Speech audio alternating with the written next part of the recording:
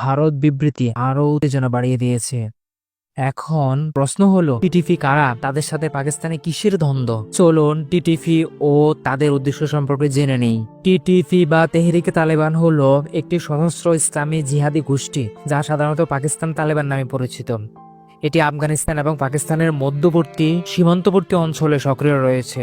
গোষ্ঠীটি 2007 সালে বায়তুল্লাহ মেহসুদের নেতৃত্বে গঠিত হয়েছে এবং বর্তমানে নুরওয়ালে মেহসুদ এর নেতা।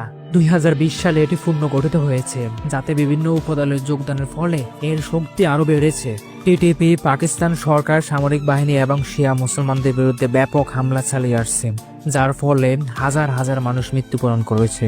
টিটিপি ও তাদের লক্ষ্য উদ্দেশ্যগুলো হলো শরিয়া আইন প্রতিষ্ঠা করা, পাকিস্তান সরকারের বিরোধিতা, কারণ পাকিস্তান সরকার পশ্চিমা থেকে শুরু করে বিশ্বের বিভিন্ন দেশের সাথে তাদের কূটনৈতিক সম্পর্ক রয়েছে।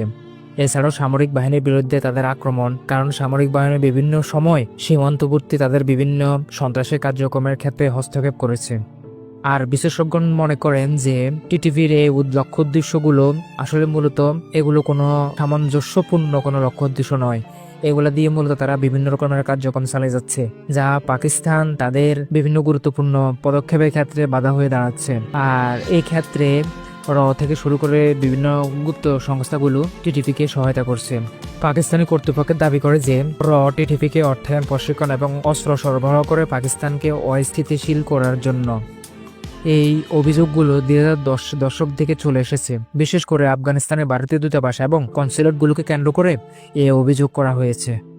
2017 সালে টিটিপির সাবেক মুখপাত্র এহসানুল্লাহ এহসানের ভিডিও কনফারেন্সে দাবি করা হয় যে এবং আফগান গোয়েন্দা সংস্থা এনডিএস টিটিপিকে অর্থ এবং লক্ষ্য প্রদান করেছে। পাকিস্তানি সেনাবাহিনী এটিকে প্রমাণ হিসেবে দেখায়। টিটিপির একটি উপদল জামাতুল আহরার নেতা ভারতে চিকিৎসা নিয়েছেন বলে অভিযোগ করেছেন পাকিস্তান।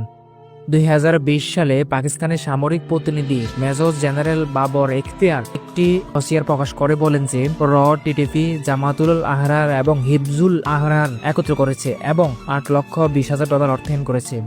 এছাড়াও সিপিইসি অর্থাৎ চায়না পাকিস্তান অর্থনৈতিক করিডোর ধ্বংস করার জন্য সিপিইসি প্রকল্পকে লক্ষ্য করে $60 মিলিয়ন খরচ করেছে বলে তিনি দাবি করেন।